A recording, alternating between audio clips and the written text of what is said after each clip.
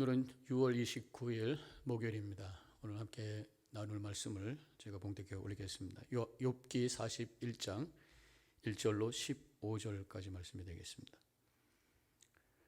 내가 낚시로 리워 야단을 끌어낼 수 있겠느냐? 노끈으로 그 혀를 맬 수 있겠느냐? 너는 밧줄로 그 코를 깰 수 있겠느냐? 갈고리로 그 아가미를 깰 수 있겠느냐? 그것이 어찌 내게 계속하여 간청하겠느냐? 부드럽게 내게 말하겠느냐? 어찌 그것이 너와 계약을 맺고 너는 그를 영원히 종으로 삼겠느냐? 내가 어찌 그것을 새를 가지고 놀듯 하겠으며 내 여종들을 위하여 그것을 메어 두겠느냐? 어찌 장사꾼들이 그것을 놓고 거래하겠으며 상인들이 그것을 나누어 가지겠느냐? 내가 능히 많은 창으로 그 가죽을 찌르거나 작사를 그 머리에 꽂을 수 있겠느냐? 내 손을 그것에게 얹어보라. 다시는 싸울 생각을 못하리라. 참으로 잡으려는 그의 희망은 헛된 것이니라. 그것의 모습을 보기만 해도 그는 기가 꺾이리라. 아무도 그것을 격동시킬 만큼 담대하지 못하거는 누가 내게 감히 대항할 수 있겠느냐? 누가 먼저 내게 주고 나로 하여금 갚게 하겠느냐? 온 천하에 있는 것이 다 내 것이니라. 내가 그것의 지체와 그것의 큰 용맹과 늠름한 체구에 대하여 잠잠하지 아니하리라. 누가 그것의 겉가죽을 벗기겠으며 그것에게 겹재가를 물릴 수 있겠느냐? 누가 그것의 턱을 벌릴 수 있겠느냐? 그의 둥근 이틀은 심히 두렵구나. 그의 즐비한 비늘은 그의 자랑이로다. 튼튼하게 봉인하듯이 닫혀 있구나. 하나님의 말씀입니다. 제가 기도하겠습니다. 계속해서 욥기를 통해서 저들에게 귀한 말씀을 주십니다. 오늘도 주신 말씀 속에서 주님의 음성을 듣고 그 앞에 겸손히 결단할 수 있는 믿음을 허락하여 주시옵소서. 예수님의 이름으로 기도합니다. 아멘. 욥과 친구들의 대화가 지속이 되다가 엘리후라고 하는 친구가 나타나서 발언을 하게 되죠. 하나님이 누구신지를 알라는 그런 말씀에 초점을 둔 내용이었습니다. 그러고 나서 38장부터 욥기 38장부터 하나님의 음성이 들립니다. 하나님의 그 전지전능에 대한 말씀을 하신 다음에 욥에게 질문을 하면서 대답하라고 말씀하시죠. 욥은 할 말을 잃었습니다. 입을 가릴 뿐이옵니다. 이렇게 대답을 하게 되죠. 40장으로 가서 40장 6장부터 다시 하나님의 말씀이 선포가 됩니다. 하나님의 주권에 대한 말씀과 함께 큰 힘을 가진 짐승을 만드시고 조정하시는 하나님의 능력을 말씀하고 계시죠. 그러면서 오늘 특별한 짐승의 이야기가 나오는데 리워 야단이라는 짐승의 예를 들으면서 하나님의 권능과 능력을 설명을 하고 있어요. 개역 성경에서는 이 리워 야단을 악어로 번역을 했는데 다시 개역 개정이 되면서 리워 야단이라고 하는 원어를 쓰게 됩니다. 물론 악어같이 생긴 모습도 있지만 꼭 그렇지 않기 때문에 리워 야단이라는 원어를 그대로 사용했다고 볼 수가 있습니다. 이 리워 야단은 오늘 말씀에만 나오는 것이 아니라 성경에 여기저기 나오고 있는데 이사야 27장 1절에 보면은 그날에 여호와께서 그의 견고하고 크고 강한 칼로 날랜 뱀 리워 야단 곧 꼬불꼬불한 뱀 리워 야단을 벌하시며 바다에 있는 용을 죽이시니라. 뱀이라고도 나오고 용이라고도 나오고 그렇죠. 날랜 뱀 꼬불꼬불한 뱀. 그런가 하면 시편 104편으로 가서 26절에 그곳에는 배들이 다니며 주께서 지으신 리워 야단이 그 속에서 노나이다. 바다에 있는 짐승, 바다에 있는 큰 뱀, 바다에 있는 큰 용이라고 할 수가 있습니다. 다시 오늘 말씀으로 들어와서 오늘 말씀 읽은 그 뒷부분이죠. 41장 20절로 가보면 20절과 21절에 그것의 콧구멍에는 연기가 나오니 마치 갈대를 태울 때에 솥이 끓는 것 같구나. 그의 입김은 숯불을 지피며 그의 입은 불길을 뿜는구나.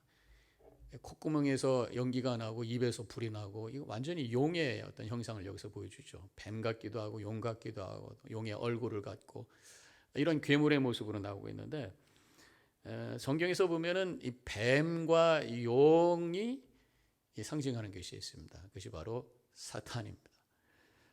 계시록에 나오죠. 계시록 12장 9절에 보면은 큰 용이 내어 쫓기니 옛 뱀 곧 마귀라고도 하고 사단이라고도 하는 온 천하를 꿰는 자라. 땅에 내어 쫓기니 그의 사자들도 저와 함께 내어 쫓기니라. 이런 말씀이 나옵니다.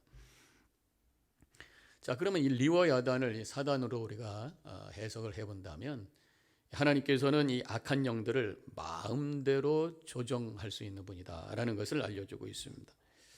그래서 오늘 봉독한 말씀의 1절과 2절에 보면은 내가 낚시로 리와 야단을 끌어낼 수 있겠느냐, 노끈으로 그 혀를 맬 수 있겠느냐, 너는 밧줄로 그 코를 깰 수 있겠느냐, 갈고리로 그 아가미를 꿰 수 있겠느냐, 묶고 꿰고 잡고 마음대로 휘젓고 계시는 그런 모습을 여기서 보고 있습니다.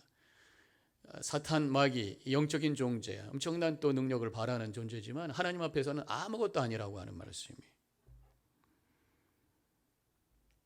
그렇지만 우리 인간은 죄와 죽음의 종으로 살아있는, 즉 죄와 죽음은 어디서 나오는 것이에요? 마귀를 통해서 나오는 것이죠. 마귀의 종으로 우리가 살고 있기 때문에 마귀 앞에 꼼짝 못하는 존재로 우리가 살고 있다고 하는 것입니다.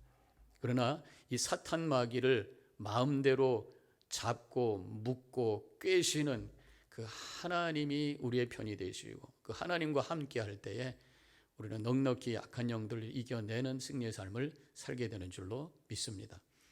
하나님께서 우리에게 이 악한 마귀를 이길 수 있는 구체적인 그런 무기를 주셨어요. 바로 그것이 예수의 이름인 줄로 믿습니다. 예수님을 나의 구주로 고백하고 그 예수님 앞에 엎드려 회개하며 믿음으로 나아가는 자들, 그래서 예수님을 그 이름을 믿음으로 고백하고 부르는 자들을 통해서 그런 믿음을 가진 자들은 모든 악한 영들, 사탄 마귀를 이겨내는 놀라운 능력의 삶을 살게 되는 줄로 믿습니다. 그래서 예수님께서 친히 마가복음 16장 17절과 18절에서 이렇게 말씀하셨어요. 믿는 자들에게는 이런 표적이 따르리니 곧 그들이 내 이름으로 귀신을 쫓아내며 새 방언을 말하며 뱀을 집어 올리며 무슨 독을 마실지라도 해를 받지 아니하며 병든 사람에게 손을 얹은즉 나으리라 하셨더라. 여기서 뭐 하나님의 치유의 그 권능도 말씀하고 있지만 귀신을 내어 쫓는다, 뱀을 집어 올린다. 저는 이것을 영적으로 우리가 해석하면서 우리를 죄와 죽음으로 묶고 넘어뜨리게 하는 그런 사탄 마귀를 이겨낼 수 있는 능력을 바라는 것, 바로 예수 이름을 부를 때, 믿음으로 예수의 이름으로 나아갈 때에 일어나는 놀라운 역사인 줄로 믿습니다. 오늘도 예수의 이름으로 승리하시기를 축원합니다.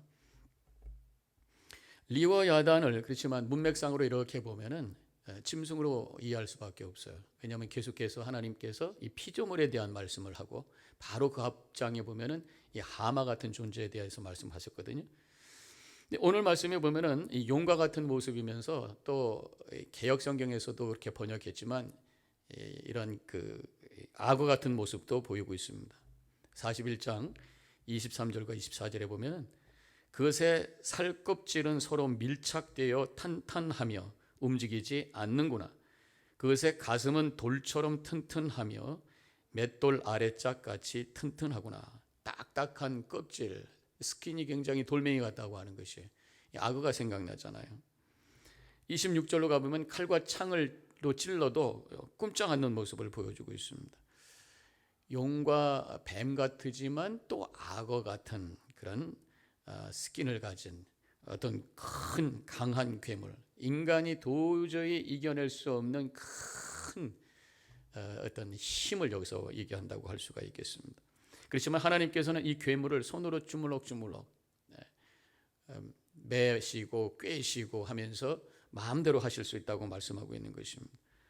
하나님의 큰 능력을 우리에게 말씀하는 대목이라고 할 수가 있어요.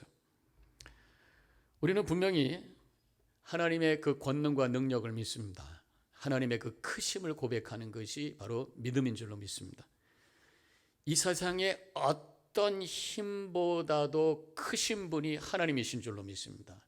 그렇기 때문에 우리가 인생을 살면서 어떤 문제와 세상의 힘에 눌릴 때마다 그 어떤 힘보다도 크신 하나님이 나의 하나님이라고 하는 것을 고백하며 그분을 바라보며 나아갈 때에 어떤 것도 이길 수 있는 넉넉한 능력이 우리 삶 속에 체험되게 되는 줄로 믿습니다.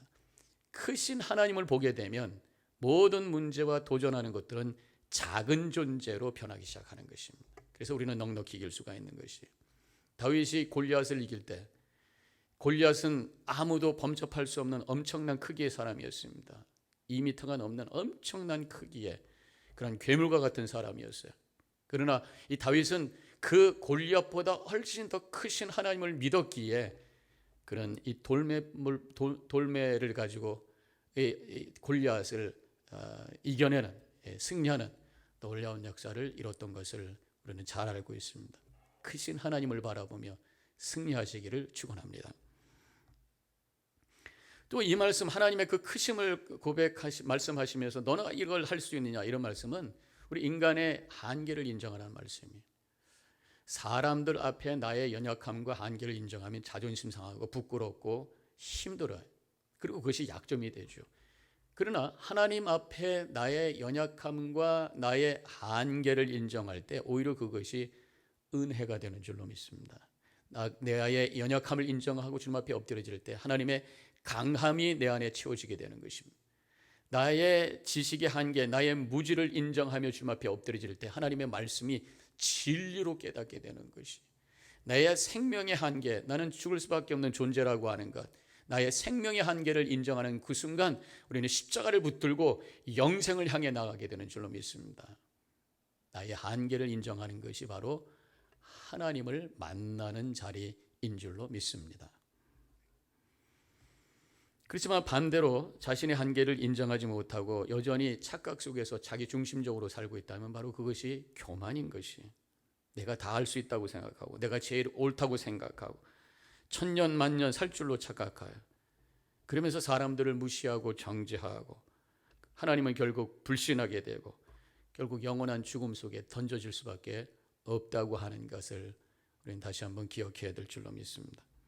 자, 오늘 말씀은 이렇게 인간의 연약함과 한계를 인정하라는 말씀과 더불어 하나님의 주권을 인정하라는 말씀이에요. 11절, 누가 먼저 내게 주고 나로 하여금 갚게 하겠느냐, 온 천하에 있는 것이 다 내 것이니라. 누가 먼저 하나님이 누구한테 뭐 빌린 적이 있겠어요? 하나님께 우리가 먼저 주고 그 내놔라, 이런 경우가 어디 있겠어요? 하나님, 모든 것이 하나님의 것이기 때문에 하나님은 누구에게도 꾸이는 분이 아니시고 우리가 하나님께 내가 꾸어주고 달라고 할 그런 대상이 아니다, 그런 말씀이 모든 것이 하나님의 것이다 라고 하는 것입니다. 가장 크신 분이시면서 모든 것을 소유하고 계시는 주인 되시는 하나님 앞에 우리는 내가 종이라고 하는 것을 고백하며 겸손히 엎드려 주님을 바라보며 주님의 은혜를 구하고 하나님의 말씀에 순종을 결단하면서 살아가는 그 자리가 바로 우리 인간의 자리, 나의 자리인 줄로 믿습니다. 그때 하나님과의 우리의 관계가 만들어지고 그때 하나님의 은혜가 넘치게 되고 그때 진정으로 내 삶의 가치를 발휘하면서 바르게 행복한 삶을 살게 되는 거죠. 오늘도 겸손하게 하나님의 그 크신 권능과 그 주권 앞에 엎드려 주님을 경배하며 주시는 능력과 은혜 가운데 승리하는 복된 하루를 살아가시기를 주님의 이름으로 간절히 축원합니다. 기도하겠습니다. 전지전능 무소부재 주권의 하나님, 오늘도 주님 앞에 엎드려 경배하며 우리 인간의 한계를 인정하며 주님을 바라봅니다.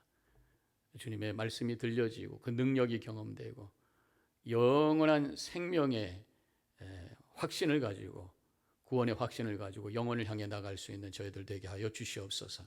모든 것을 갖고 계신 주님 앞에 은혜를 구할 수 있는 겸손함을 주시고 주님과 동행하면서 베푸시는 그 은혜 가운데 늘 감사하며 살아갈 수 있는 믿음의 소유자 되게 하여 주시옵소서. 감사하며 예수님의 이름으로 기도합니다. 아멘.